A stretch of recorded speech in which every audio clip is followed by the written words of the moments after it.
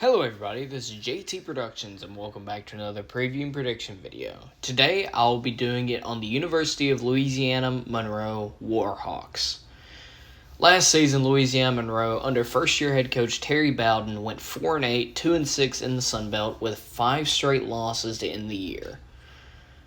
That's not a good look for ULM. Usually they're a very comparable team to around above average to middle of the pack in the Sun Belt, so they should be doing better. Well, Terry Bowden, if I had to guess, I would say that he's related to, oh my gosh, I just forgot his name. I blinked on it. Bobby Bowden. My guess is he's related to Bobby Bowden. Anyways, let's look at the roster. Well, quarterback position, redshirt sophomore Chandler Rogers should still be pretty good. Running back, redshirt junior Andrew Henry should be pretty good. Wide receivers, graduate Zach Jackson, junior Will Derrick, and graduate Boogie Knight, and then junior Malik Jackson. Tight end, you have senior Zach Rasmussen.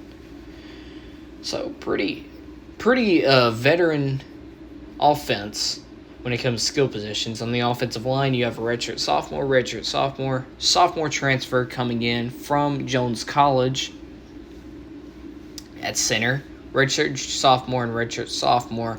Pretty young offensive line. That could have been taken into why they were so bad last year, because of a young offensive line. And on defense, at the defensive end spots, you have redshirt junior and redshirt sophomore. You have at nose tackle graduate Caleb Thomas and a sophomore Quincy Ledette. Linebackers, you have Carl Glass Jr., sophomore transfer coming in from Harding. You have a graduate. You have a junior as well under linebackers. In the secondary, you have a junior, redshirt junior, sophomore, and redshirt sophomore. So, your team is coming together. Now, can they improve from last year? That's the question. Well, in my opinion, we'll see. Week 1, you play at Texas.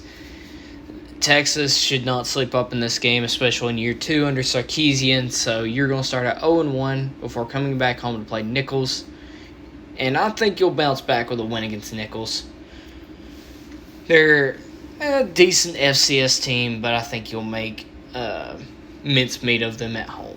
Then you go on the road to Alabama.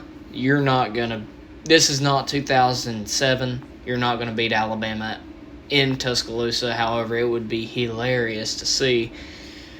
But you're going to start out 1-2. Then you face your in-state rival, Louisiana Raging Cajuns.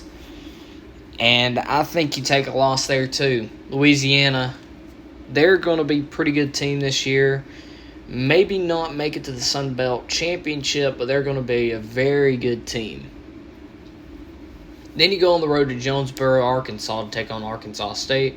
I do think you get a win here. Arkansas State, while they're getting better, I don't think that they're going to be of the level that you are. So you get another win. You're 2-3 before hosting Coastal Carolina. And I think Coastal Carolina lays it into you. This is going to be one of the best Coastal Carolina teams in my opinion. So I think you take a loss there. You're 2-4.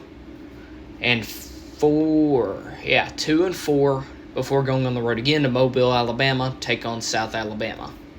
And I think you get a win there. South Alabama is one of the worst Sun Belt teams this year. So I think you get a win there. And you're 3-4 before you go on the road to West Point to take on the Army.